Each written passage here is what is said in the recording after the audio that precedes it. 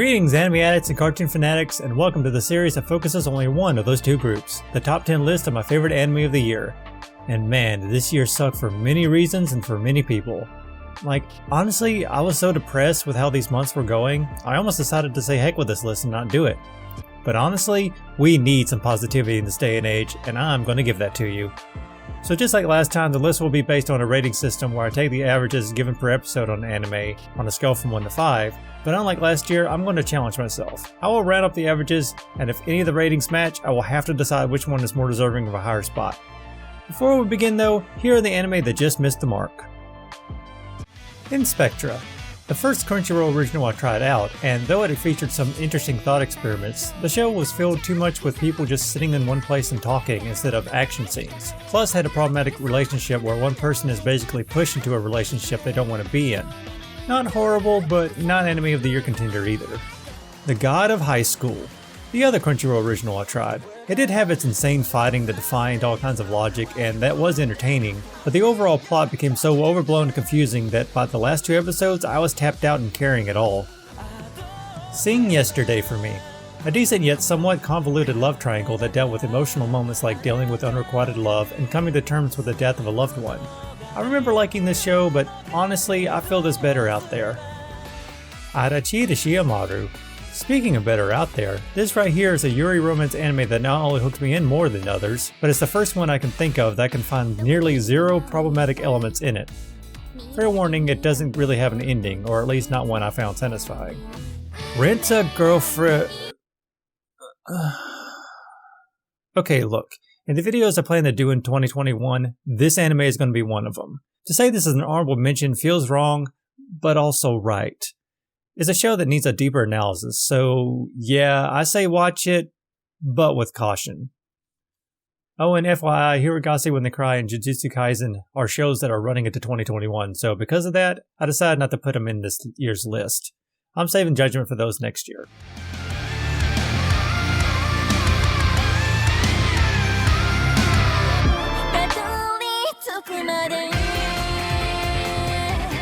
Iwakakaru Sports Climbing Girls. You know, I would love for once in my life to not have to start off my list with an anime that's going to make a lot of people immediately turn the video off. So my friends have heard me say this way too much already, but to everyone else, years ago I tried out a little show called Scorching Ping Pong Girls. And yes, I realize that title is also bound to turn people away, but again, it's not as dirty as it sounds.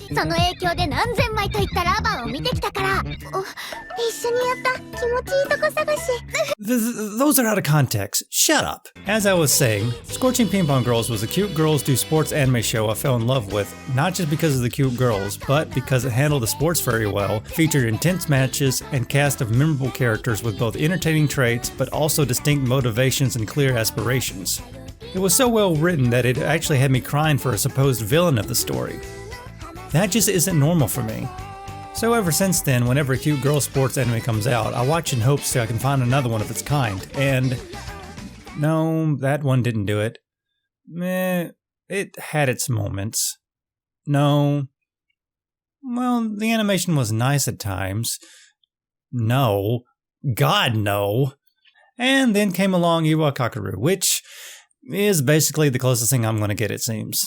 So Iwakakaru follows Konami Kasahara, a gamer girl with a few championship wins under her belt, who while trying to find a club to join at school stumbles across a sports climbing club. After member Jun Huhara lets her have a try at climbing and Konami discovers she has a knack for it, seeing the wall as a puzzle to solve, she's recruited into the club with the other members, Nanako Shigua and Sayo Yatsuba?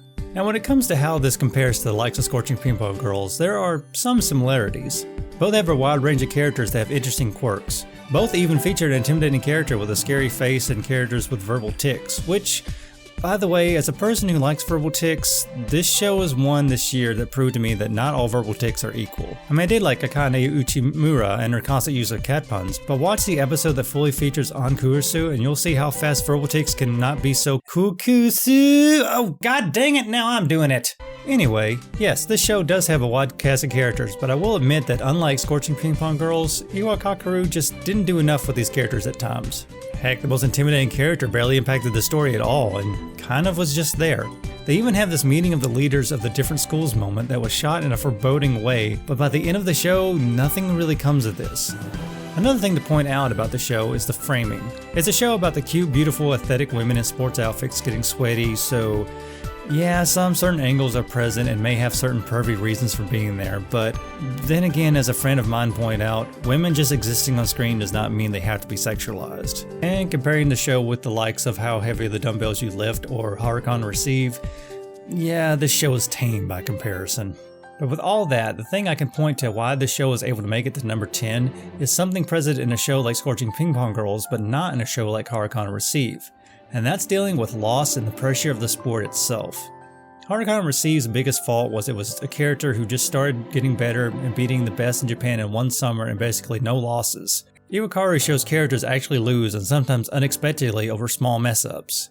The show has some very well crafted scenes of each girl from both the main cast and secondary characters going through some several emotions while climbing, dealing with joy, fear, stress, uncertainty, and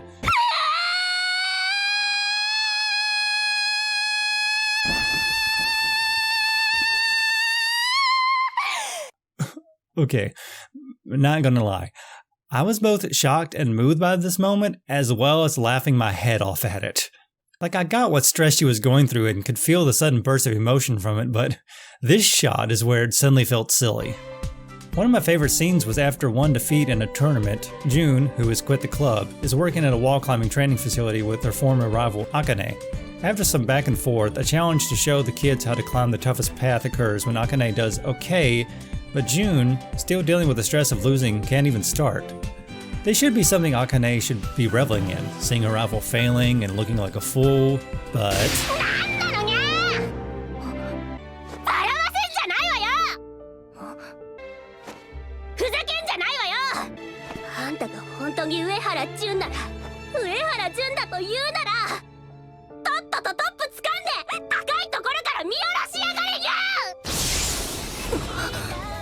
and that, right there, is why the show is closest to Scorching Ping Pong Girls I've ever seen. That love of the sport and the camaraderie through rivalry, the strive to improve with each performance, the joyous moments of victory and the crushing weight of defeat was all in full display many times in the show, and I felt them every time. This show may not be equal to Scorching Ping Pong Girls, but for what it's worth, it still got me invested and moved. Iwakakaru Sports Climbing Girls is available on Crunchyroll. Climb that mountain and see just how good the view from the top really is.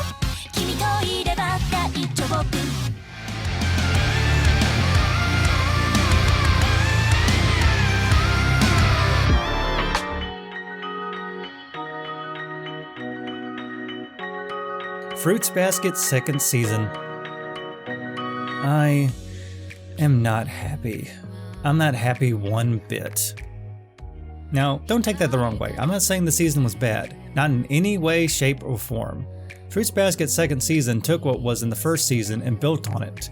The story of Taru living with the Soma clan, meeting all the members of the Zodiac, having romantic moments with Kyo and Yuki, and dealing with some hard-hitting emotional moments. That is all still present in season 2. But here's the thing. You remember in my on-the-fly review of Beastars, calling it a drama series and trying to compare it with other series I've watched and ended up calling Fruits Basket lightweight? Well, with season 2, it's as if the show itself heard me say that and went, "Whoa, chill out. I got this." I have never seen a show go so hard on its drama before in my life. And I don't mean in the sense of being a tryhard. No, I mean legitimate emotional turmoil, strife, and absolutely triggering visuals. This season was packed full with them. The music you're hearing right now is the track Memory Loss, and this track played at nearly every single heartbreaking scene in this anime, and it perfectly captures the weight of each and every sad scene. You may go into Fruits Basket expecting cuteness, and it's there, don't get me wrong, but if that is all you're going in expecting, you will be blindsided by the drama. And sometimes it hits in ways I really admire. You know how in many examples, if an anime wants to show a character's world shattering or how broken they are, you will literally see it break before you? Well, this anime does it with one character, but I just have to praise how simple and subdued they pulled it off. You don't see the shatter, you just see the camera change and suddenly the shot is broken. No loud noise, not seeing it break, just showing you the brokenness and letting it sit with you. Also, remember how I showed you this shot and expressed how triggering it was for me? Well, this shot does it as well. and it's not obvious just looking at this, but to those that have seen what happens after this, you all know exactly what I'm talking about. Season 1 was good and I enjoyed it greatly, but Season 2 did something that I didn't realize the first season had not really done. It got me to care. One amazing example was the very first episode focused on the leader of the Mean Girl group and actually had me cry for her. This show had me crying for the mean girl. That never happens. Christ, a silent voice couldn't even get me to sympathize with the mean girl. But the defining moment in this show, the one thing that changed everything, is in an episode that I will have to talk about vaguely and not spoil anything. But these are the things I will tell you. You know how I talked about one draw of the show was the curse of the Sama clan being that certain members cannot be hugged by the opposite sex, otherwise they turn into the corresponding zodiac animal? Again, no spoilers, but in one episode we learn that that is only one part of the curse. There is another element to this curse that is far more overpowering and constricting. That plus one other secret reveal led to a moment that had this shot. This moment changed me. I realized that I had watched this show as a casual observer, but in this shot, suddenly I cared. Suddenly I was angry. Suddenly I wanted to see the effects of this curse gone. Suddenly I was hooked. I wanted to see these characters succeed and win against the character responsible for hurting Toru as well as everyone else. And as for the romance element of the show, remember how I said I didn't really care about it nor did I ship anyone? Yep, that changed too. I do now have a ship that I pray comes true. And that does come from how the show is writing it. Which, by the way, again, no spoilers, but if you had a particular ship you wanted to sail, be prepared to get your hopes sunk. But even then, the revelation to that plot was so unique and interestingly written, you may not be that angry. So, why am I unhappy like I said before? Because with all that, despite arguably being better than Season 1, this dropped 2 spots from Season 1's position last year. That is a crime. I don't know if people will agree with the shows that push this down, but if you are angry, I totally get it. Fruits Basket's second season is available on Crunchyroll, Funimation, and Hulu. Watch both seasons and be prepared, because if this is how strong the second season was, I can't imagine how devastating the final season will be. It's never too late.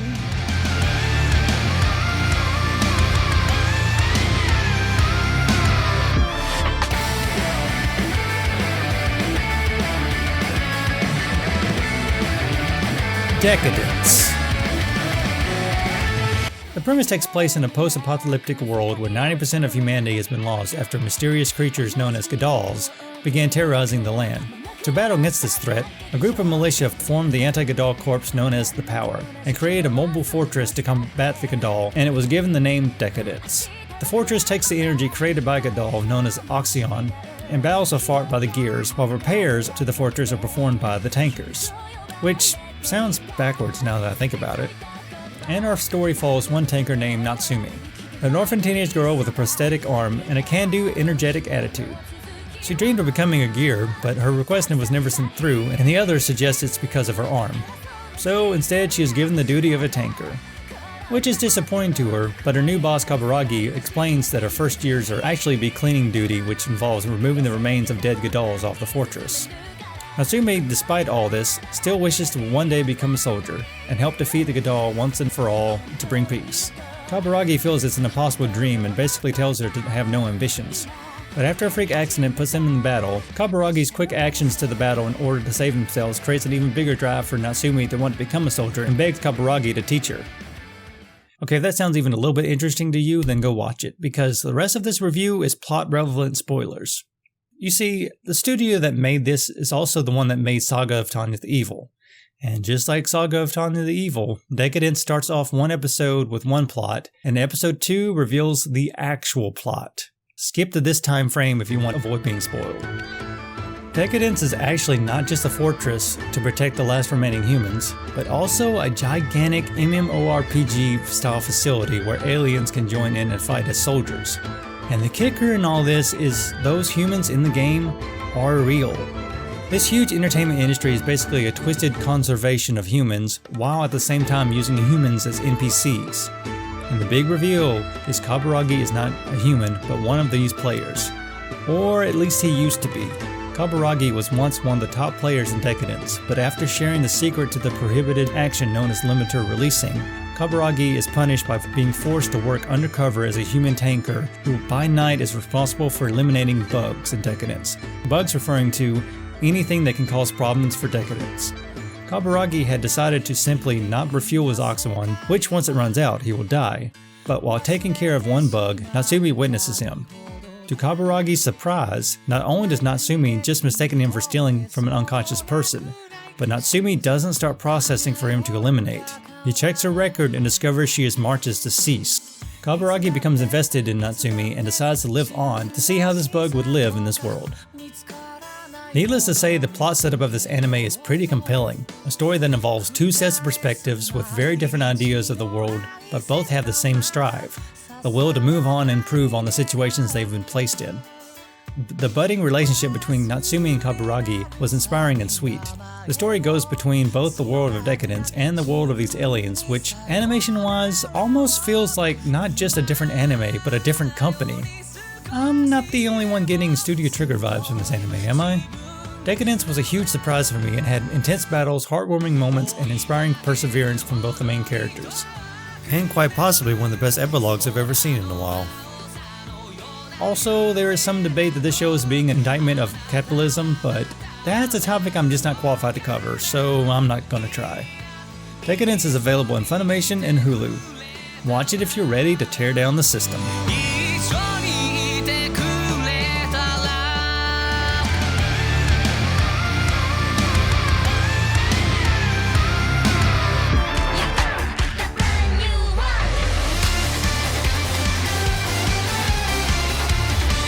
Brand new anime. I call myself a Studio Trigger fan, but honestly I've only watched a few of their shows.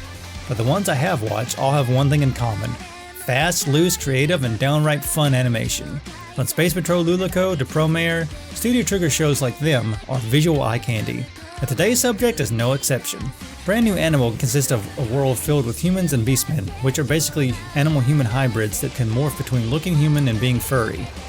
The story takes place 10 years after the creation of the Beastmen Special Zone due to increasing animosity from humans. It's a place where beastmen can live away from humans in peace, which is given the name Animosity. Wait. The place created to deal with animosity is actually called Anima City. Oh god, I see what you did there. Our story follows Michiru Kagemori, a 17-year-old beastman, or beastwoman as it were, traveling to Anima City for the first time. Not without resistance, as she is nearly killed by anti-beastmen, but saved by the weasel Mary Itami. Whatever. She arrives at the anniversary festival where she relaxes for the first time in a while, but it's short-lived as an explosion leads to Michiru nearly getting crushed by a falling billboard, when she's saved by Shiro Ogami, a tall, dark, and mysterious wolf with an amazing sense of smell, which he uses to find the culprit for the explosion. The fight between Shiro and these terrorists break out, and Shiro's fighting passion boils over when he smells the scent of humans on them, meaning humans paid the beastman terrorist off. But in the heat of the moment, Michiru stops him from continuing to beat up the beastman, and reveals a strange and unique power she possesses, and reveals something else. 人間はみんな一緒だ。違う。だって私も人間なの。人間だったの。 The series follows both Michiru and Shiro as this odd pair investigate a string of anti-beastman terrorist attacks in Anima City, and hope in doing so they can solve the mystery of how Michiru changed and how they can restore her back to her former self. If you've ever liked a Studio Trigger show before, this will be no different. Just as much creative spirit and heart, and of course great animation and a decent soundtrack. If I had to point out which Studio Trigger show this is most like, I would say Little Witch Academia, only better. I say this partly from the art style, but also because so many voices from Little Witch Academia also appear in Brand New Animal, as well as the fact that it's also directed by Yo Yoshinari, who directed all of the Little Witch Academia series, shorts included. And yes, as much as I defend the Little Witch Academia series, there are things it lacks in that Brand New Animal does a lot better. From better episode-to-episode story progression to better characterization. Michiru, by far, is the better main protagonist, while being a lot similar to Akko as well. Now, what exactly makes this show better than Deca-dence? Actually, it isn't. It's just one of the 3 ties I had to deal with in making this list. The decision to make this higher comes from mostly the poll I did on Twitter and the surprising result it had, even though the sample size is indeed small. It made me think about it.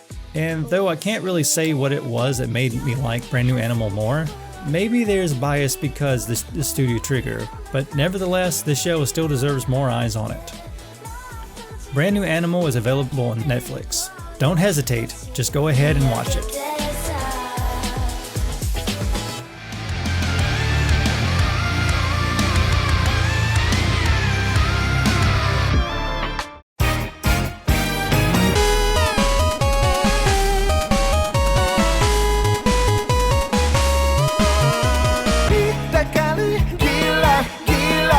Kaguya-sama, Love is War?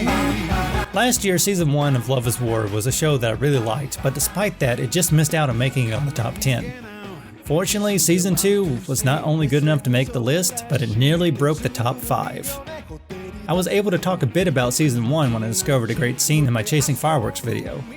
But for those that didn't see that video, the story follows members of the student council, reserved and gloomy treasurer Yu Ishigami, the show-stealing love detective herself Chika Fujiwara, and our president and vice president Miyuki Shirogane and Kaguya Shinomiya. Miyuki and Kaguya spend nearly every episode trying to make the other proclaim their love or show some sign of affection because they have it in their minds that doing so is a sign of weakness, or to say that when people are in a relationship, one person is in control and the other is a servant. A real screwed up way to look at it, but yeah. And the comedy of the show comes from all the times these two try to trick the other person into confession, but their attempts get fooled by either themselves or by Chika and her obliviousness. That is how I describe Season 1. Is Season 2 more of the same? Yes, but not quite. I don't know, maybe it's because I just recently finished the Chasing Fireworks video when I started the second season, but I was laughing my head off at times with these two. Match it up with some brilliant animation from A1 Pictures and you have yourself one amazing show. Heck, even jokes I didn't quite get still had me dying.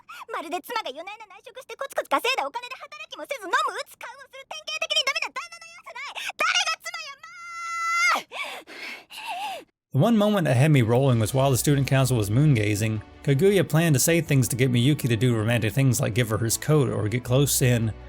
Well, he does, but completely unprompted by her. And she is beside herself. And if you think he's just playing the game back at her, no, he is literally just such a dork when it comes to the moon gazing and astronomy that he was trying to explain it all to her and has no idea how intimate he's getting in the process. There were many moments like this throughout the show, and maybe it was being with this cast through Season 1 that was affecting me, but I was more intrigued with each episode. This season did include 2 new characters, Miko Ino, a first year running as student council president, and a best friend and support, Kobachi Osogari, who I can simply describe as Marcy from Peanuts. And that's not just me, that's literally a joke they make in the show. In fact, the season made several random references, from old TV shows to at least 2 musical parodies, or at least one time of obvious infringement.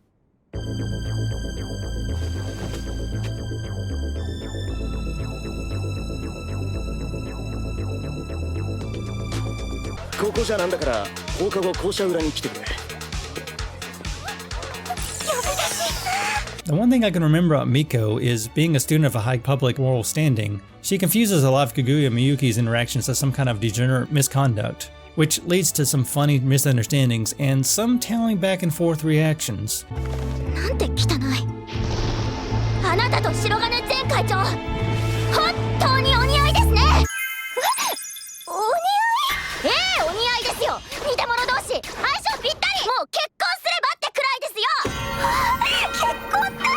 Honestly, as unsure I was at adding this character, she did grow on me, and even gave us a good moment between Yu and Miyuki when Miko was doing a public speech in which she was bombing due to her being too nervous. Yu expresses, even though he doesn't like her, that he hates how people look down on her.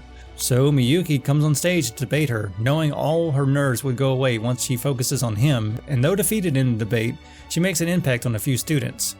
This was a very sweet gesture from these two, and was one of the few times that Yu impressed me. And if you were like me and didn't get anything out of Yu, I highly suggest checking out episode 11 because it's Yu's backstory of what happened to him in his previous school and why he became such a gloomy, irritated guy. And it's such a powerful story that it completely turned me around on him.